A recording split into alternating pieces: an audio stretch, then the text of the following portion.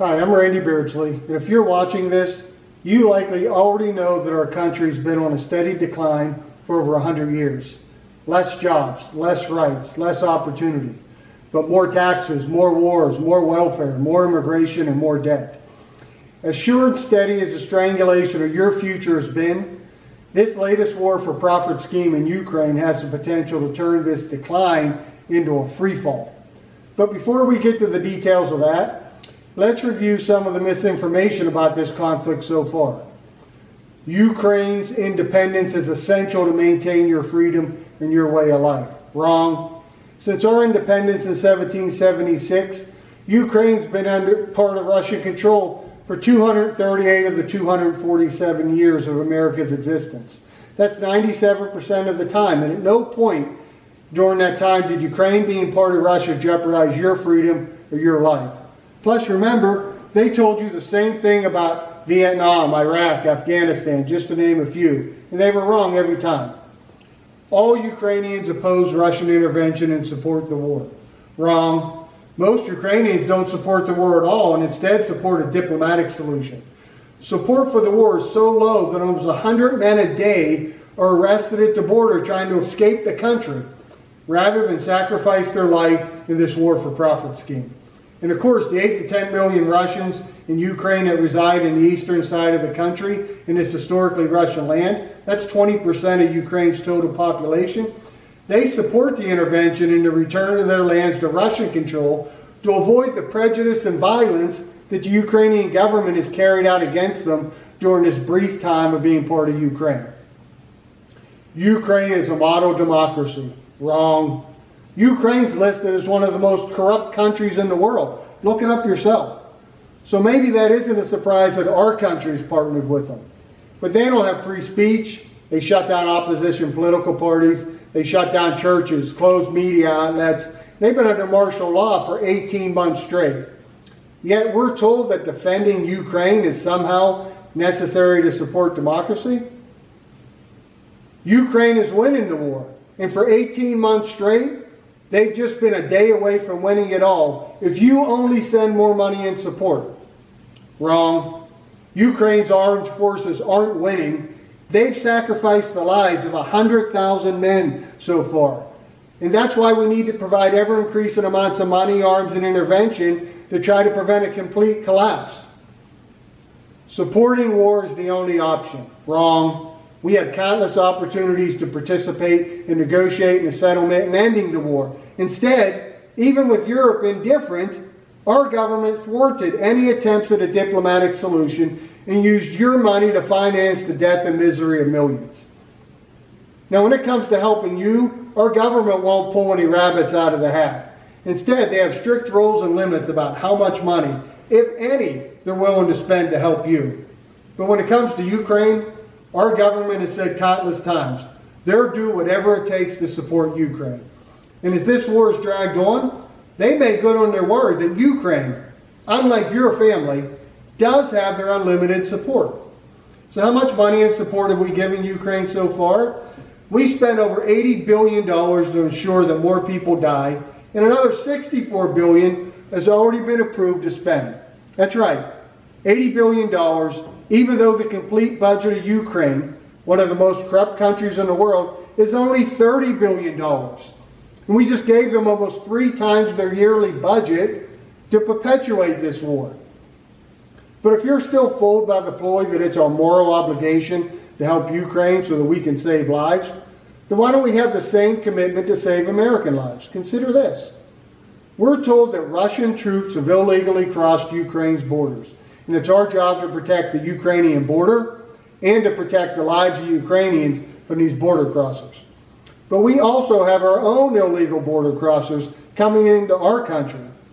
And they are also killing our families with the crime and poisonous drugs that they bring. So let's compare our government support for Ukrainian families compared to our families. According to the UN, since the war started last year, 9,400 Ukrainian civilians have died due to their border crossers. In America, according to our CDC, 158,000 Americans have died due to our border crossers. Wow, that's 149,000 more dead Americans. You sure don't get to see them on TV. The American government spent $81 billion so far to save Ukrainian lives from their border crossers. The American government spent only $13.5 billion during that time on border security to save American lives from our border crossers. As you can see, that's $68 billion more on Ukraine's border security than ours. Simple math says our government's spending $8.6 million per lost Ukrainian life, but only $85,000 per lost American life. Our government spends 100 times more for each lost Ukrainian life compared to each lost American life. So this must mean one of two things. They either care a lot more about the lives of Ukrainians than they do about your life, or maybe this isn't about anyone's life or freedom at all. Rather, it's about money. And investing your money in your children's lives in Ukraine offers a better return than spending it on your future. I know what you're thinking. No American lives have been lost yet. But before we get to that point, I want you to consider one more thing before continuing to use the media as your source of information. The media only promotes policies and praises people that are bad for you and bad for America. And conversely, the media only discredits policies and demonizes people that are good for you and good for America. So anytime you see the media demonizing someone or some group, the odds are the group that they're demonizing is probably a group that you should be supporting and might be good for you. In this case, Russia must be getting in the way of a big payday for somebody. And to get that payday, they need you to be convinced that Russia is your enemy, to mislead you into fighting this new war for them. Aside from all the negative news reports, they've attempted to compel you into action by blaming several false flag events on Russia. Remember they told you Russia shot missiles into Poland to escalate the war? Russia blew up their own pipeline to punish Europe instead of just closing the valve? Russia blew up a dam they had control of just to kill people? Russia's going to use biological weapons and tactical nukes? All of these, of course, false. But my favorite tall tale is that you have to do something because Russia's committing war crimes and targeting civilians. Now, to show you how silly this is, we only have to look at World War II to see real examples of when civilians ended up being targeted and died. 100,000 plus civilians were killed in a single day at Hiroshima, Nagasaki, Dresden. And each time it was done with technology almost a century old. But today, with considerably more potent weapons, we're told that 540 days into the conflict, there are a total of only 9,400 dead civilians. Now, I'm not devaluing the life of even one person. But even with the UN's likely inflated numbers, they can still only blame Russia for 17 civilian deaths a day. See how that compares to 100,000. Heck, 40 civilians get murdered every day in our country, and we don't even have a war going on. That means over double the amount of civilians are killed in our country every day than in Ukraine. But you're being led to believe that the Ukrainians are supposedly being systematically eliminated by the world's second most dangerous military? Unlikely. But if you throw in the almost 300 people a day that die from the poison that our border crossers bring into our country, you can make a pretty solid case that being a civilian in Ukraine today is actually safer than being one in our own country. So I hope you still aren't planning on sacrificing any more of your life or any more of your money based on that story. But in spite of all these tall tales and the giving away of $80 billion of our money and weapons, that now includes $100 million piece F-16s, it's becoming apparent that just our money and weapons, it may not be enough to secure these Ukrainian profits. But here's something that isn't a tall tale. Ukraine just fired the commanders of all 24 military recruiting centers in the country. They say it's because of corruption, but I believe the more likely story is that the commander's conscience was getting the best of them. And they weren't willing to continue to process kids into the system just to send them off to die in this war for profit scheme. But it's not only children they were sacrificing, believe it or not. The draft age in Ukraine goes up to 60 years old. They were also sending people's grandfathers off to die. But with 100,000 dead already, tens of thousands more wounded, almost 100 men getting caught fleeing the country a day, and who knows how many are getting out successfully. You don't have to be a mathematician to figure out that the government of Ukraine is running out of people to sacrifice in this war to try to stay in power. And you should have gotten our government's memo already. Ukraine has our unlimited support, and they mean it. Our government's position is the same as the Ukrainian government's.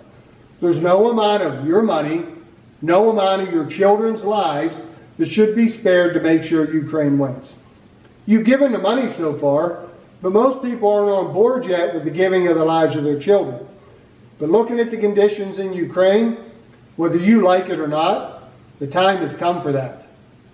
So how do we get to the point where sane people will make the insane decision to sacrifice their own lives and their children's lives to ensure the financial profits of others?